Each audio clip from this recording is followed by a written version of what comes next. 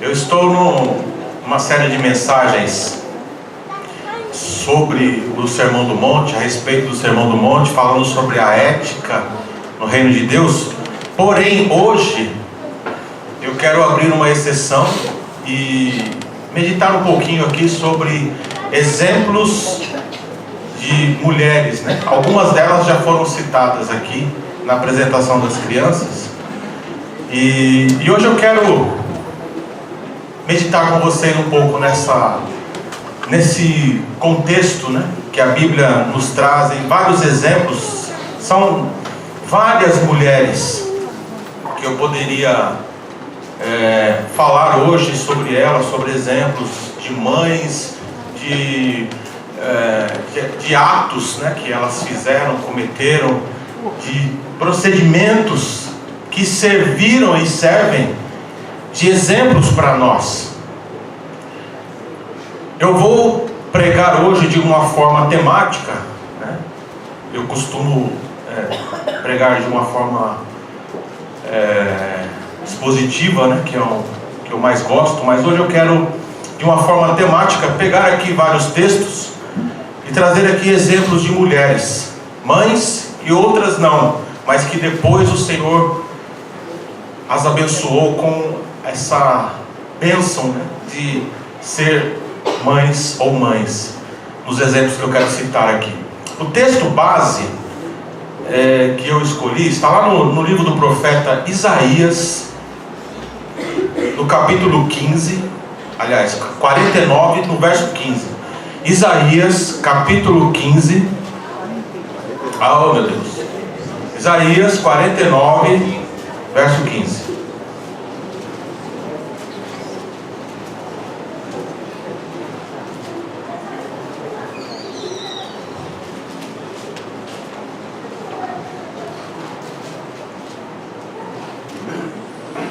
Pode uma mulher esquecer-se do seu filho de peito, de maneira que não se compadeça do seu filho, do filho do seu ventre? Mas ainda que esta se esquecesse, eu todavia não me esquecerei de ti. Na versão da King James está assim: haverá mãe que possa esquecer seu bebê, que ainda mama, e não ter compaixão do filho que gerou? Contudo, ainda que ela se esquecesse, eu jamais me esquecerei de ti. Eu quero chamar aqui o coral. Desculpa, eu não falei antes, né? Mas se eu falei, vou chamar antes, senão depois eu esqueço. Tinha combinado com o Júnior. O coral vai louvar a Deus com um louvor.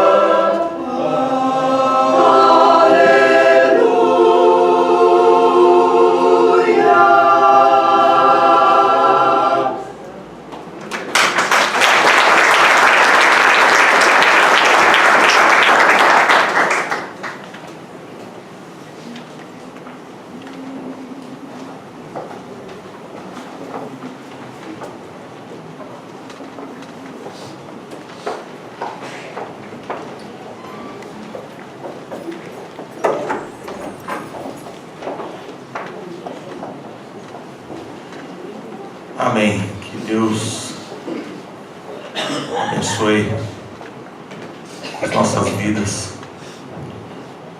Louvor maravilhoso, justo é o Senhor, teus santos e retos caminhos. Irmãos, essa palavra, né, que nós lemos, Deus usou a vida do profeta para falar com o povo de Israel. E sempre eu gosto de pegar esse exemplo, ou os vários exemplos que nós temos no Antigo Testamento, e trazer para os nossos dias, trazer para a igreja. Então, ouça essa palavra como se o Senhor estivesse falando para você. Ainda que ela foi dirigida ao povo de Israel, mas tenha essa certeza no teu coração.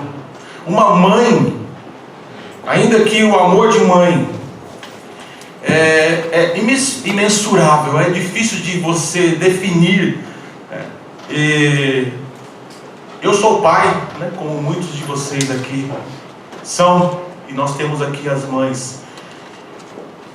E é diferente, né? É diferente a maneira de tratar, é diferente a maneira de conversar, é diferente a maneira como as mulheres, como as mães tratam os filhos. E de uma forma assim mais racional, eu quero pegar aqui alguns exemplos em mães e mulheres em relação aos filhos e relacionamentos de uma forma geral com a família e com a sociedade. A primeira mãe que eu quero chamar a atenção, né, que eu meditei aqui, que eu lembrei, na verdade, foi Rebeca. Gênesis, no capítulo 27 ali, você vai ter ali a história, começa com Abraão, Isaac, e aí tudo Deus no controle, preparando. E é interessante, irmãos, que quando nós estamos pregando, quando nós estamos lendo a Bíblia, quando nós estamos falando de Deus, e sempre nós tocamos nesse assunto, olha, Deus está no controle. Deus, Ele sabe, Ele conhece todas as coisas, virou um jargão no meio cristão, evangélico, católico, seja lá qual for. Só que muitas pessoas não têm essa consciência. Pensam, falam, estão no meio, mas parece, né? Só parece que para a vida delas, para a vida dessas pessoas pelas quais eu estou falando agora, isso não acontece, isso não é verdade. Deus não está no controle da minha vida. As coisas estão acontecendo de uma forma natural. Quantas pessoas pensam assim? É bonito ouvir o sermão, é bonito ouvir os pastores pregando, Deus está no controle, Deus tem tudo em suas mãos, e realmente Ele tem, é uma verdade. E eu quero falar para você hoje, nesta manhã, que na sua vida também vale. Na minha vida, na vida de qualquer pessoa, isso pode acontecer. Ainda que nós cometamos erros, ainda que nós façamos escolhas erradas, fizemos escolhas erradas, de uma certa forma ou de uma forma total, Deus nunca perde o controle da situação. Nunca vai perder o controle da situação. Tenha isso na tua mente. Vai existir sempre uma saída. Sempre o Senhor vai te dar algo novo, um pensamento novo, uma estratégia nova. Só que existe algo que eu tenho falado. Depende da nossa atitude. Da nossa atitude, do nosso relacionamento com Deus. Pai, até aqui eu errei, eu quis caminhar sozinho, mesmo achando que eu estava caminhando com o Senhor, mesmo dizendo da boca para fora que eu estava nas tuas mãos, mas eu reconheço que eu não estava, que eu estava com as rédeas da minha vida nas minhas próprias mãos. Eu reconheço isso diante do Senhor. Pai, daqui para frente eu quero viver para Ti. Eu quero viver de acordo com a Tua vontade, com os Teus preceitos, debaixo da Tua misericórdia. Pode acreditar que o Senhor vai ouvir a tua oração. Se verdadeiramente você perseverar naquilo que você está orando, naquilo que você está falando com Deus, não é colocar e tirar. Não, nessa área eu não quero, nessa área eu não posso, aqui não dá, aqui não. É controle completo da vida. É isso que eu estou falando. Se você não tem essa compreensão, eu te convido a fazer o que o pastor disse aqui no início da oração, do culto, na oração que ele fez e na abertura do culto. Ora a Deus de verdade, fala com Deus de verdade, sem máscaras, sem esconder. O que o Salmo 32 diz, irmãos? Enquanto eu me calei, próprio Davi dizendo, enquanto eu me calei, os meus ossos apodreceram. O que significa isso? Você vai definhando espiritualmente, você vai minguando espiritualmente falando, e também materialmente, fisicamente falando. Quando nós escondemos, quando nós não confessamos, quando nós não abrimos verdadeiramente o nosso coração para o nosso Deus, e colocamos a nossa vida verdadeiramente em suas mãos. Como o Senhor Jesus diz no Sermão do Monte, você que é sal, está nessa condição, será pisado pelos homens, porque perde o sabor. Rebeca, vamos aqui para os exemplos ruins. Ela amava mais a Jacó do que a Esaú. Ela tinha essa preferência. E qual é a lição que nós temos que tirar disso, irmãos? Não vamos fazer isso, estou falando para os pais. Hoje nós estamos falando para as mães, porque é dia das mães, mas também estamos falando para a igreja. O exemplo ou os exemplos servem para todos. Rebeca amava mais a Jacó. Estava ali, vocês conhecem a história, na cultura dos judeus, dos hebreus, a bênção sobre o filho mais velho. O pai abençoava o filho mais velho, estava próximo disso acontecer, e Rebeca ficou sabendo disso, ouviu uma conversa entre Isaac e Esaú, e ela falou, não, tem que dar um jeito. Isaac já estava cego, já não estava conseguindo cheirar muito bem também, os seus sentidos já estavam, e ela se aproveitou desse momento para colocar Jacó na frente. Agora, vejam só, irmãos, por quê? Às vezes nós fazemos, lutamos, é isso, vou para lá, vou para cá, porque é isso que eu entendo, é isso que... Queridos, Deus já estava lá.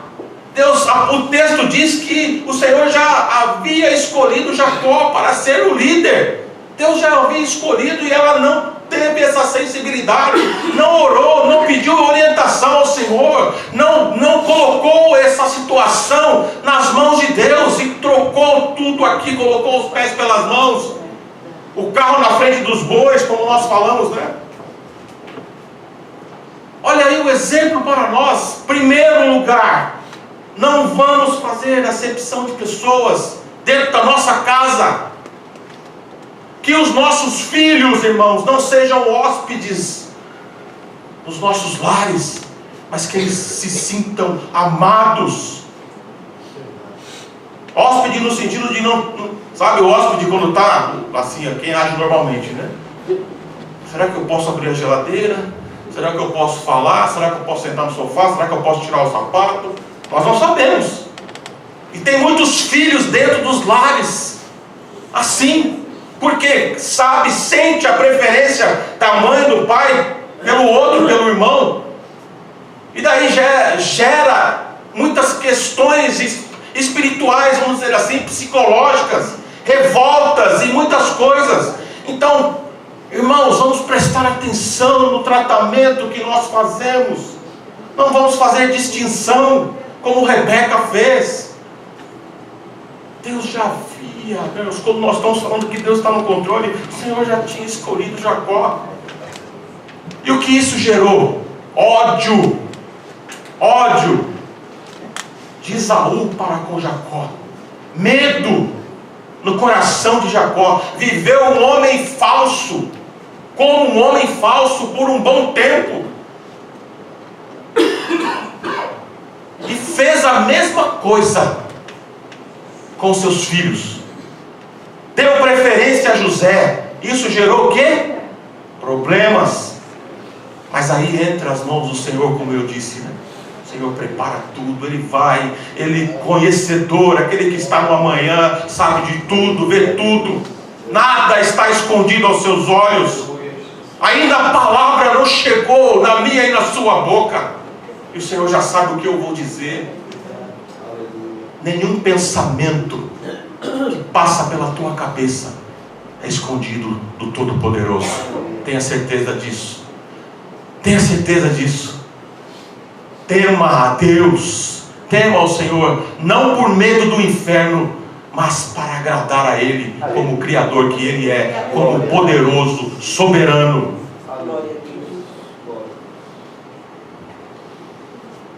O segundo exemplo que eu peguei aqui foram de duas mulheres, Sifrá e Pua. Não tem acento no A, então é Pua. As parteiras hebreias, que receberam a ordem de Faraó para que os seus filhos, aliás, os filhos das hebreias, fossem mortos. E aqui entra uma questão, irmãos, importante. Elas desobedecem a ordem de Faraó. E aí você pode perguntar: mas elas não tinham que obedecer? Porque elas desobedecem e mentem. Porque quando perguntaram para elas: olha, mas o que aconteceu? Vocês estão deixando aí os meninos continuarem vivos? Elas: não, aqui sabe o que acontece? É que essas mulheres são fortes, e quando nós estamos para chegar, elas já deram a luz, já está tudo certinho. Uma vez Pedro disse às autoridades de Israel: importa obedecer a Deus e não aos homens. Isso não significa que nós vamos nos rebeliar, não é isso. Tem que entender o contexto. O contexto de Pedro foi: não preguem mais esse Jesus. E aí Pedro, cheio de autoridade, diz: importa obedecer a Deus. A ordem de Deus é para pregar. As consequências vieram. E as consequências vieram sobre a vida dessas duas mulheres. O Senhor as abençoou. Deu família, deu um lar, deu paz, deu shalom. Aleluia. Porque elas obedeceram a voz do Senhor, e não a voz de Faraó, e não a voz do mundo. Terceira mulher foi citada aqui, Joquebede, mãe de Moisés. Êxodo capítulo 2. Ela sabia do que estava acontecendo, irmãos, mas ela escondeu Moisés, como foi falado aqui. Ela escondeu Moisés, obedecendo a voz de Deus. Obedecendo a voz de Deus. Ouvir, sentir a voz de Deus. Quando nós clamamos, irmãos, quando nós desejamos realmente ouvir e fazer aquilo que o Senhor está nos mandando fazer, pode ter certeza que o Senhor vai falar ao teu coração, que o Senhor vai falar contigo através da palavra da Bíblia. O Senhor vai usar pessoas no púlpito, no altar, no meio da congregação. O Senhor vai levantar quando realmente você quer saber o que Deus quer. Qual é a vontade de Deus? Pode ter certeza que o Senhor vai falar contigo, se você pedir de todo o teu coração, de toda a tua alma. Só tome cuidado com uma coisa: da boca de Deus não sai heresia. Ele tem as suas próprias leis, Ele não vai mudar. Ele é justo, Ele é correto. Se você ouvir uma voz que está meio estranha, tome cuidado. Tome cuidado. E ore pedindo discernimento, para entender se realmente é o Senhor falando contigo. Porque eu quero dar um toque para aqueles que estão nessa situação. A palavra do Senhor, ela gera paz no coração. Amém, amém. Ela vai gerar paz no teu coração, se verdadeiramente você estiver na posição que o Senhor quer que você esteja. O Senhor falou, o Espírito Santo coloca paz. Ainda que você não entenda e não queira muitas vezes que aquilo que Deus está falando aconteça, mas se for Deus, vai gerar paz. Pode ter essa certeza. Joquebede escondeu. Eu quero aqui pegar essa palavra, esconder, e levar para um outro contexto, de proteger. Durante um tempo, irmãos, durante um tempo, todo pai, toda mãe, estamos falando de mãe, nós temos que proteger os nossos filhos, temos que cuidar dos nossos filhos, mas é só durante um tempo. Toda criança mimada demais será um adulto infeliz. Mimar demais, dar tudo o que quer, tudo na mão, o filho mandar, o filho que ordena, o filho que dá as ordens. Está errado, está errado. Nós temos que ter esse respeito no lar, né? Nossos filhos têm que olhar para mim, para vocês que são pais, com um olhar de respeito, sabendo que quem manda, desculpa essa palavra autoritária, mas quem manda na casa são os donos, né? Por isso daí vem a palavra dona de casa, dono da casa. Às vezes a Lívia está lá assim, eu não sei o que, eu falo, quem é que manda aqui? Quem é que manda aqui? Ah, é você, pai. Não é assim que o Volteca falava? Quem é o rei aqui? Com respeito, irmãos, com respeito, né? Tirando aquele peso, mas a autoridade está sim sobre a minha vida, sobre a tua vida, enquanto pai, enquanto mãe, e você tem que exercer essa autoridade, tem que mostrar para a criança quem é que coloca, quem é que dá as ordens. As crianças não mandam, elas não podem mandar.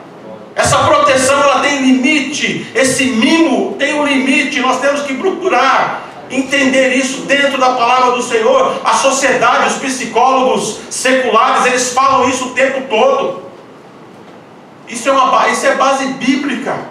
Ensinar o caminho, mostrar, inculcar a palavra de Deus na cabeça dos filhos. Deuteronômio capítulo 6. É isso que a palavra do Senhor quer de nós. E quando as crianças, elas entendem a Bíblia, quando as crianças entendem a vontade de Deus, consequentemente haverá harmonia no lar, haverá saúde no lar, haverá paz no lar. Amém. Mas quando acontece o inverso, pode ter certeza.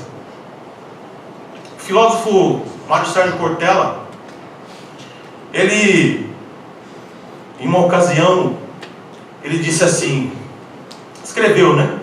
Falando a respeito de educação.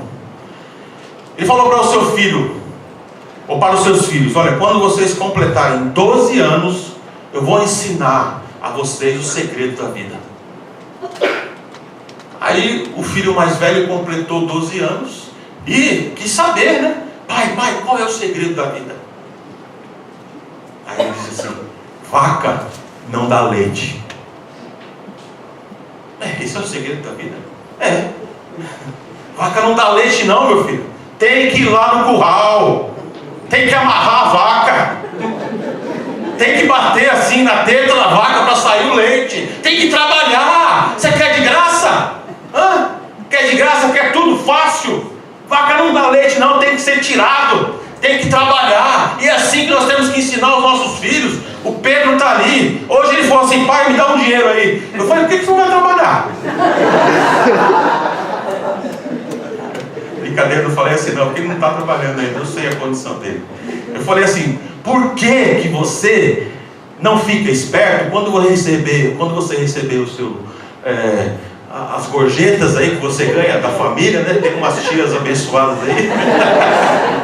Vai guardando, procura uns bicos para fazer à tarde aí, né? Faça alguma coisa, me dá dinheiro é fácil. Eu dei, mas só dessa vez. Então é assim, irmãos. É assim que nós temos que agir, com respeito, mas falando das coisas do Senhor com amor. A quarta mulher, que talvez muitos de vocês, acho que aqueles que não costumam ler a Bíblia, acho que nunca ouviram falar. Jeozeba.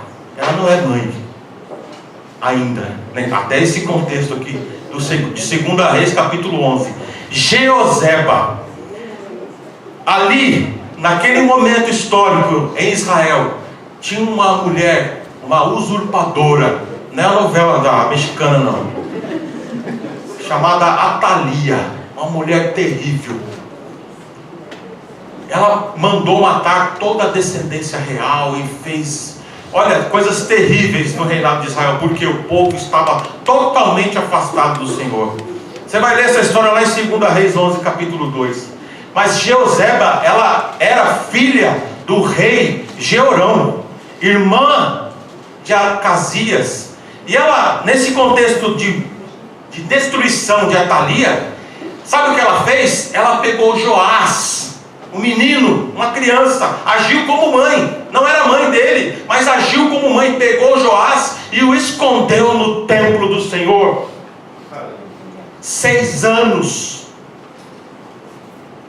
Simbolicamente eu quero dizer para vocês, mães e pais, escondam seus filhos no templo do Senhor, na casa do Pai. Não deixem as crianças em casa, não. Levem elas para a casa do Pai, para que nós possamos aprender juntos na congregação, para que nós possamos meditar na Bíblia, nos costumes, naquilo que o Senhor tem para as nossas vidas.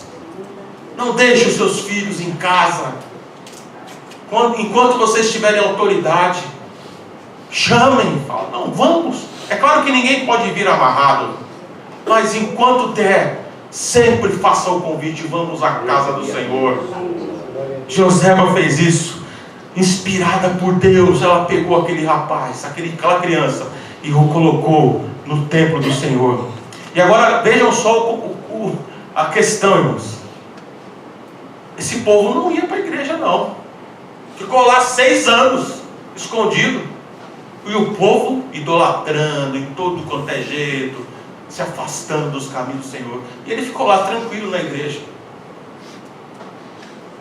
Algumas pessoas deixam de ir ao templo, deixam de congregar. Existe um contexto diferente do Antigo para o Novo Testamento em relação ao templo.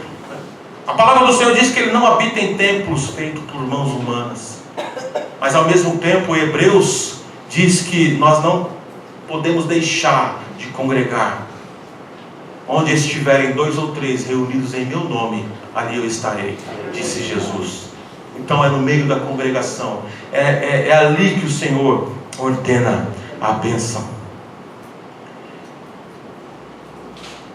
E também nós falamos aqui, as crianças falaram, o Robério falou sobre Ana.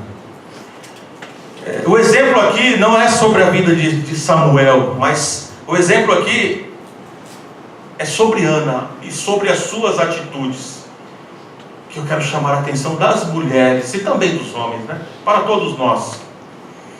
Vocês se lembram que ela era sempre injuriada, sempre afligida pelas palavras da sua adversária. É por isso que a palavra do Senhor, lá que sai da própria boca de Jesus, dizendo, no começo não era assim. Porque aconteceu um momento na história de Israel que virou banalização. 1, 2, 3 mulheres, podia casar, podia divorciar, podia fazer... Não, o Senhor Jesus colocou ordem, não. No começo não era assim. O Senhor criou o homem e a mulher. Que bagunça é essa? E sempre gera problema, sempre gerou problema. E ela estava com um problema ali. Mas irmãos, ela não se rebelou, não virou feminista, não entrou para alguma facção ali de Israel. das rebeldes de Israel, não. Não fez parte de nenhum desses grupos. Ela fez o que nós estamos falando sempre aqui. Ela não foi lá tirar satisfação com Penina, sua adversária. Aí aqui, está pensando o quê? Eu tenho uma vassoura na tua cara.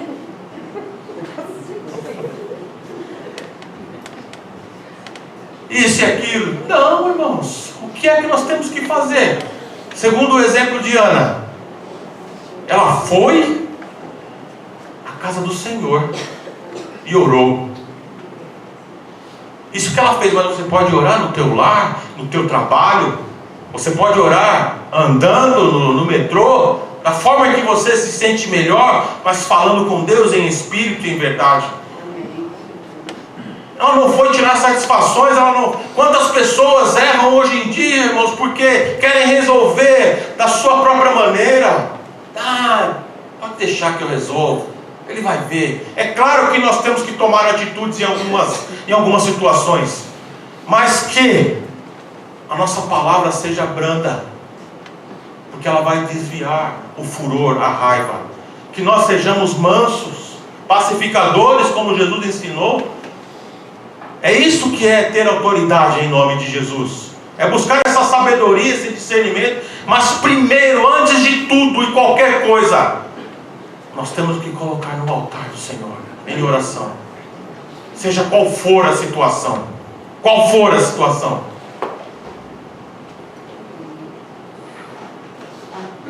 E Maria, a última citada. Queridos, ela provavelmente, não existe 100% de certeza nisso, mas muito provavelmente era uma adolescente. Uma menina de aproximadamente 15 anos. Aí entra aquela questão teológica, que não quero trazer aqui polêmica, nada a respeito disso. Mas entra aquela palavra que o próprio Senhor Jesus disse: foi eu quem escolheu. Sou eu quem escolho. Eu escolhi a vós. Deus escolheu Maria. Por que Deus escolheu Maria? Porque de antemão, antes da fundação do mundo, Deus já conhecia o caráter de Maria. Já conhecia o que passava no coração, na mente. Sabia como ela era, enquanto pessoa, enquanto mulher, enquanto menina. Deus escolheu a pessoa certa. Assim como José. E Max Lucado tem um livro chamado Jesus, e aí ele traz assim uma poesia, né, a respeito de Maria e Jesus enquanto bebê. Ele disse: essa mulher, essa moça, ela teve o privilégio de amamentar o Rei dos Reis. Ela teve o privilégio de trocar as fraldas do Rei dos Reis. Ela teve o privilégio de ver os primeiros passos do Rei dos Reis e Senhor dos Senhores. Por isso que ela orou ao Senhor dizendo: a minha alma engrandece ao Senhor. Que o meu espírito se alegre em Deus, meu Salvador, pois com poder tem feito grandes coisas. Salve a agraciada, o Senhor é contigo. Bendita sois vós entre as mulheres. Eu quero terminar, irmãos, lendo Efésios capítulo 6. Filhos, obedecei a vossos pais no Senhor. Vejam que é diferente. A palavra do apóstolo Paulo, ou a palavra de um professor, de um filósofo, ele está dizendo assim: filhos, obedecei aos vossos pais no Senhor. Que relação é essa? Pense nessa mesma relação no casamento, na relação entre homem e mulher no casamento, relação entre pais e filhos. É no Senhor. No Senhor é diferente. Não tem diminuição, não tem opressão, não tem nada que o homem muitas vezes entende, mas é uma relação de amor, é uma obediência em amor, porque isso é justo. Honra o teu pai e a tua mãe. Este é o primeiro mandamento com promessa. Olha aqui, irmãos, para que vivas bem e tenhas vida longa sobre a terra. E vós, pais, que é a parte que eu mais gosto, não provoqueis a ira dos vossos filhos, mas educai-os de acordo com a disciplina e o conselho do Senhor. E as palmas louvam ao Senhor.